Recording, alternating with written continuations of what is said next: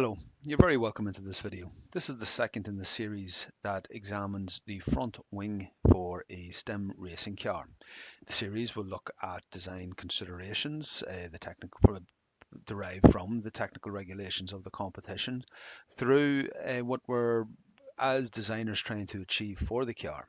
Further on from that, what we'll absolutely do is bring our design considerations and put them into the test by running a CFD evaluation on what we've come up with, and again trying to corroborate our results with that of tested data. The first video looked at the importance of tested data, where we could get tested data. It also looked at a very elementary level of the reasoning for the profiles that you encounter on airfoils. And it finally looked at a choice of an airfoil, why we chose it, and what we're planning to take forward in this series. Well, for the first few videos anyway. So if you didn't see the first video, it's very important that you do look at it before you come into this video and watch any more of it. Now, I fully accept that the first video was touching in on about an hour, which is a very long time for someone to be sitting and looking at a screen non-stop, and probably a wee bit longer than people want to sit and listen to me talk about it. But however, I'm learning from it. So what we'll do is, or what I'll do is try to keep this video shorter. I'll try to keep these maybe into more 20-25 minute chunks as opposed to them big long videos. Just make more of them. So in the last video where we stopped off with was we decided that we're going to run with a NACA 0009 airfoil for no other reason other than it is the thinnest airfoil that I have test results for, which again are published in the Michael findings from the University of Illinois. Yeah, that's what we're going to run with. Now, what I want to do is get the data points for this, because I ultimately want to get this into CFD and run air over the airfoil and see what's happening, and I'll try to get some data and then compare it. So what I'm going to do now is I'm going to run back into the technical regulations here. So there was the technical regulations there from STEM Racing that we had looked at, and this is the actual page that we had looked at. The sections there that I am interested in all have to do with the 2D side, which will be this page here, obviously, and this one here, the thickness and the chord length. Okay, which is important because in 2D these are the two dimensions that are applicable. They're the two dimensions there that when I look into this one here are orthogonal to the direction of flow. So 2mm, 6mm is the thickness I want to go with, and I need to get that to fit within a 15mm, 25mm chord length.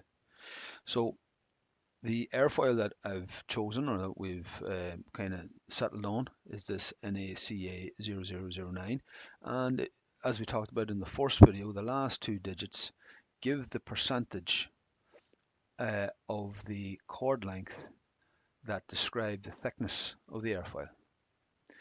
So 09, so at 9%, this airfoil profile, the thickness of this airfoil profile is 9% of its chord length.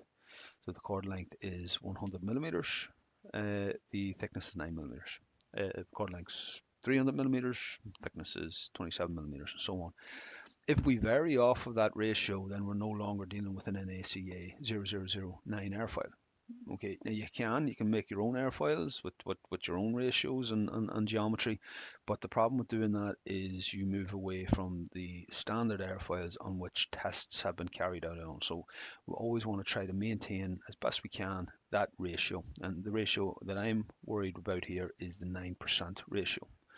So what I'm going to do is maybe scoot myself back into the regulations, and what I want to do is I want to take we'll take a screenshot of this section here, and what I also want to do is I'm going to take a screenshot of this section here, just so I have references to what thickness is and what my limits are. If I take myself on into this document that we were looking at last, what we'll do is we'll shoot on our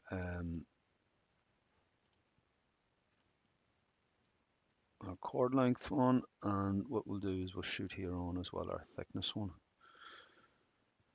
Pull this on up here. Let me get some more space for the two of these.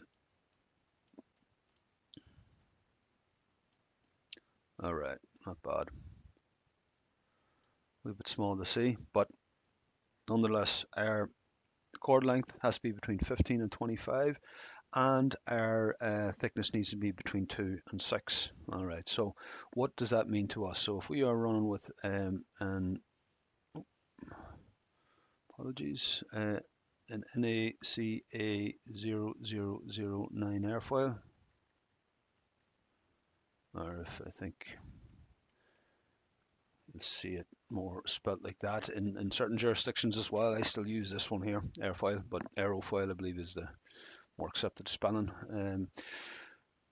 We are dealing. I want to make this airfoil as small as possible. That's the bottom line. Okay, as I said in the first video, if I didn't have to put a front wing on this, I wouldn't put a front wing on this, because I do not want the air that this car has to run through interfacing in any way with the body. The more of the body that's there, the more interface is going to be there. So what I want to do is I want to minimize this interface. I'm not looking for downforce in this, so I do not want an interaction with the two if I can. So I want to be as close to, I want a 2mm thickness, because that's as thin as I can make it while staying within the regulations. All right, min 2mm, and the chord length is min 15mm. Okay, I want to keep that there as a 15mm chord. I want to keep that as short as possible, and by doing that, what I'll do is I'll reduce the skin friction, so the thickness of it. What I'll do is I'll be reducing the pressure drag. Okay, and then what I'll be doing there by minimizing the chord length is reducing the friction drag best I can. Now, if I was to calculate what percentage is 2mm of 15mm, I'd find there that it's much greater than 9%. All right, so just for an exercise, what we can do, if we did 2 divided by 15, we're coming up to 13.3%. All right, so that ratio is 13.3%, which is not equal to 9%. So, well, let's go with 13.3%. Yeah, absolutely we can. But again, you will not get an airfoil potentially with that ratio. You'll be looking for an NACA 00133, which maybe it's there, maybe it's not, but I don't have test data for it. So what I'm going to do is I'm going to see if I can calculate a new chord or a new thickness based on setting one of these as a constant, or an alternate measurement close to them, and that's going to give me a fairly that's going to give me a 9% ratio. What do I go with to set as my constant from which I'm going to base the other one off of? Do I pick 2mm thickness and then get a longer chord, or should I take the shorter chord and get maybe a smaller thickness? Well, I can't get a smaller thickness. They're both as small as they get. So what I'm going to do is I'm going to go for a 2mm thickness. So if I choose a 2mm thick chord, it's a lot of M's for a millimeter, thick, not a thick chord, 2mm thick profile or airfoil. I can even make that better. Thick NACA 0009 airfoil. The chord length will be given by, it's at 9% airfoil on that. We're going to take what is 9% of 2mm. Right, so what I'm going to do is I'll take my 2mm. Not so good at drawing these multiple M's, right? And I'll divide it up by 0.09. Let's go back and calculate that. 2 divided by 0.09, and I'm left with 22.22. 22.22, that's equal to 22.22 millimeters. That would be my chord length. Right. So for a 2 millimeter thick airfoil, that's of course an NACA 0009 airfoil, a 22.22 millimeter chord will result. All right, that's fair enough. Now, what I'm going to do is I want to leave a little bit of space on this, and it probably could be a good shout to do that. I can see that 22.22 is fine. Right? It is between 15 millimeter and 25 millimeter. And my thickness is between the two of them as well.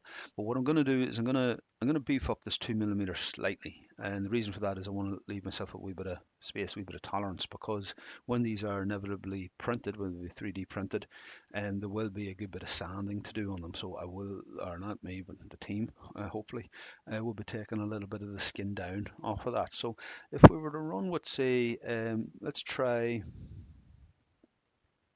a let's go for a 2.2 and see where that takes us. Even 2.25. The thicker this gets, the worse it is for me. But it could be worse to lose points or to be penalised because we're out of specification. So let's go for a 2.25. For a 2.25 thick NACA 0009. What chord will we get now? All right, let's try that one. Let's go for 2.25 divided by 0.09. Oh, look at that money. We're right on the 25 mil. Right on a 25 mil. A 25 mil. We're going to do with a 25 millimeter chord will result. Right, so 2.25. I went for a 2.25 thick here, which is within my regulation. Right. I'm right out to the maximum here of the 25 millimeter. So I'm right within regulation. Now that's a wee bit close for comfort as well, because the resolution of the 3D printer might be down to 0.4 of a mil, maybe 0.2 of a mil if you have a 0.2 nozzle. Yeah, you will be sanding on it, so you definitely will be sanding down the leading edge, you'll be sanding down the trailing edge, it'll come down. You're probably better off with the slightly closer to the higher limit on these than you are to the lower limit, by virtue of the fact there that you can sand these back down to within limits. And again, that there comes with the caveat that your 3D printer is able to print to a fairly fine resolution as well, that it doesn't lay it on too heavy. So 2.25 will give me a 25 mil chord, but what I'm going to do, just to give myself a wee bit of space, I'm going to try a 2.2 millimeter thick NACA. So 2.2 thick NACA, coming back into here. 2.2 divided by 0.09. That'll give me a 24.44 chord.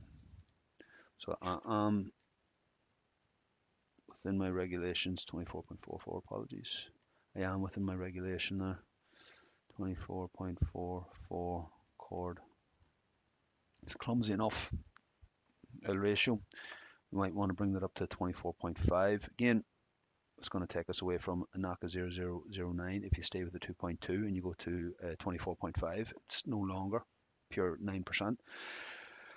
But such low velocities is probably not going to have a detrimental impact on the test results, with respect to the test results that you'd otherwise get if you didn't make that adjustment. But I think what I will do, I'm doing this as I go along, so none of this has been pre-done before. I think probably what I will do is I'll stay with this top one here, the 2.25. It is a kind of it's a more solid number one and number two. Hope that comes square for me, rectangular. Oh, it gives me the 25 chord, and again, as I said, within the 25 chord there, I can always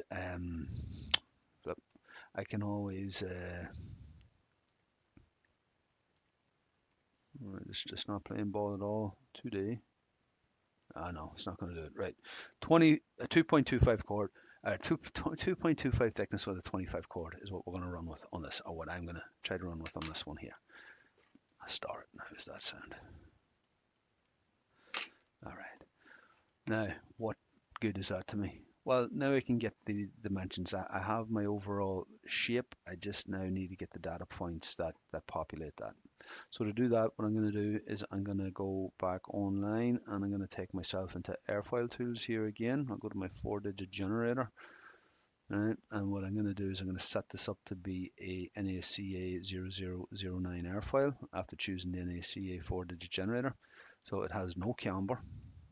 This will automatically go to 0, but I'll put it in as 0. And the thickness I'll put in as 0.9. Number of points, I can pick between 20 and 200. I'm going to go up to the maximum because this will resolve it best for me. Cosine spacing, 100%. And close trailing edge. Yeah, I'm going to close the trailing edge. I'm going to hit plot. And there I can see my NACA 0009 airfoil, shaped like so. Right, I'm going to send this to the airfoil plotter. What I'm going to do in this now is going to make my adjustment. So my chord length, the chord length is defaulted to 100 millimeters in this. I can take this way down to 25 millimeters. That everything else stays the same. Okay, if you had a camber on this and you were looking for downforce, you'd click that reverse box, because what it would do, it would flip it upside down from the default orientated airfoil for lift. You'd want airfoil for negative lift. So it doesn't matter to me. I can reverse that or not. It's symmetrical, so it looks the same that way or flipped. And that's it. When I have all that done, I'm going to click plot. There it is there. Now what I want to do is I'm going to click the CSV file of coordinates, and that's downloaded to me here. I'm going to go ahead and open that up. Right, this is a CSV file, so let me just move the bake over to that side. Right, I have another thing here. I don't know if you can see it on the screen or not, but it's kind of the control bar for this video software, the screen capture software. So I'm going to move this over here like this a wee bit just to get it off. I can't see what's behind it. Now here's my airfoil surface here, and the coordinates start on row 10. What I'm going to do is I'm going to take row 9 and I'm going to select columns A and B. I hit Shift, Control and down, and that highlights all cells right down to the next open row. Control C, I'm going to copy them. Take this up, I'll move myself over maybe to column F or so. Control V, paste them in there. Why do I do this? Because I want to change these slightly. All right, I haven't seen people do these before, but inevitably when you bring in this airfoil data into Discovery or into Spaceclaim or Design Modeler and Ansys, if that's what you're doing your modeling in, you'll find there that the foremost point on the leading edge doesn't lay on the origin at all, even though you might think that it should, but it doesn't. The point itself there will normally sit to the left of the origin. So what I like to do is I like to normalize these to make sure that the point itself comes back, and the foremost point on the leading edge of the airfoil sits smack bang on 00. So what I do to do that is that I look at my X values, and what I want to do is I want to compare the X value that's given to the minimum X value that's present on that row, and then I want to take the difference away to shift everything back. So what I do on this one here, right, instead of using 25, what I'm going to do is I'm going to say that this is going to be equal to A10, which is this one here. Right, we're going to take the A10 and then we're going to add on the absolute value, right, because it doesn't have to be to the left. Maybe there could be a excuse me, a situation where the foremost value on the leading edge of the airfoil is to the right of the origin. So I'll take the absolute value, right, of the minimum, so the lowest value, the closest one to the origin of everything that's in that range, which let me just scooter on down here. It's down 25, so you can go onto the camber line, but you don't go onto the camber line. Avoid that, close that up, and that's that done. So as you can see, oh, didn't make an adjustment at all. It must mean there that the leading edge of this is right smack bang on the origin. But nevertheless, I'm going to do this anyway because this could be particular to the chord length that I've chosen. And what it also might be is maybe it's particular to the NACA 0009 airfoil. I know for a fact on NACA 2412 and NACA 4412 and other airfoils, that does not happen. The foremost point is to the left of the origin. So putting this into your spreadsheet is good practice anyway. Now I'm going to put in absolute references onto that because when I drag and drop, I want to keep my range to be the same. And I've put on an absolute reference for column A because I will copy and paste these rows again over here. And I do that for if I could set these sets of coordinates up specifically for Discovery or Spaceclaim, but if I wanted to set it up for Design Modeler, I'd have a slightly different format. So I might copy all them and paste them again over to the other side. But nevertheless, what I'm going to do now is I have my 25, I'll double click onto that and I'll carry that formula down the whole way. So 25. Now I'm going to do something similar here with my Y value because my X's and my Y's need to change. In this case here, they won't change because there was no adjustment to the X, but with airfoils there that do have an adjustment to the X, the Y will also need to be adjusted. So this is a slightly more complicated formula that I use in this one here, but nevertheless, what it'll do is it'll ensure that I have I've maintained the association. I've shifted the Y in accordance with I shifted the X. So the way when I'm going to do this one here, this is going to start off the same. I'm going to check my my B columns here, my Y columns, and then B10. Now I'm going to add on again the absolute value of the of an index. So I want to check down through all my B10 values. I'm going to go for B10, and I think that was down to B210, I think it was. Just double check that. Yep, 210 was the end of it. 210, 210, 210. B10 to B210. And then what I want to do with that, is I want to match the minimum. I'm going to take the minimum of my A10 to A210. Right?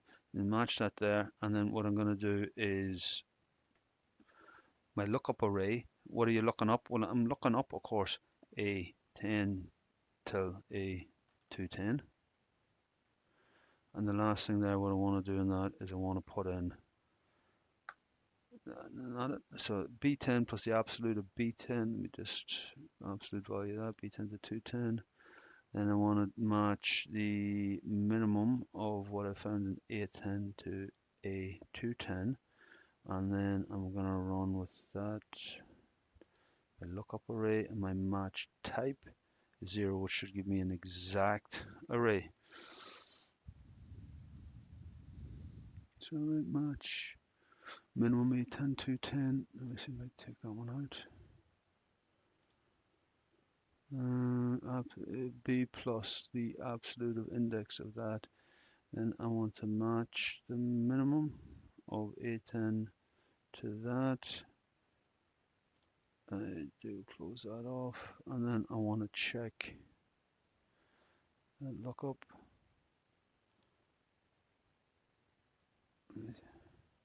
Match type 0, yeah, which means there that I want an exact match. Close that off. That's it. Right. So B10 plus the absolute, and I want to index B10 to B210. Right. Give me an index, and match that. Give me a match then of the minimum in here to that along them, and then I want the exact number to come in, no adjustment. So again, shift, double click that all the way down, and what I should have is that. So what I also want to do is I want to put an absolute reference onto B for the same reason to put on the absolute reference onto here, not onto the 10, just onto the B on that case, because then, and let me just do that again, shift and double click, shift, double click, because now I can take the whole out of that and I can paste it there again, and I've maintained reference to A10, I've maintained reference to B10, but yet my rows numbers will change. I don't like the way I left a space there and I didn't leave a space there. I'm just going to take this out for a wee bit of consistency. And shift and double click down. That's it. That's them all out, and then I'll just take these out as well, and I'll fix them up after. Right, okay, so up here what I'm going to write now is polyline is equal to false. This is part of the way the file is going to be parsed whenever Discovery or Spaceclaim look at this, and it's going to say that all these points, I want to connect them using a smooth continuous curve or a spline, as opposed to a series of straight points, straight polylines. Okay, so I want it nice and smooth, as you can imagine. So what I'll do in this column here, what I'll also do is I'm going to shift control and down for all of them. I'm going to format the cells. Where are we down here? Right, I'm going to put them as a number with 4 decimal places. That's not mandatory, you don't have to do that at all, but the reason I do that is when I copy and I paste these into a WordPad file, I'll have 2 nice even columns as opposed to, when it's tab separated. If you don't do that, if some have 2 decimal places, some have 3, some have 4, you're not going to have 2 straight columns down. So it's just a formatting thing, a look thing more than anything. It has no operational advantage, I don't think. The polyline is equal to false, and what I'll do here is I'm just going to put in a note, and I'm going to say that these are the data points from columns A and B adjusted so that the foremost point of the leading edge coincides with the origin 0, 0. Lovely. Around. So that's that one there. It is adjusted, formatted. Not just yet, something else I need to do actually. Formatted for Discovery. Got ahead of myself a wee bit here. What I want to do is I'm going to take these 2 points, Control X, take them off and paste them into here. So I can do that very handy because I have my absolute reference done there.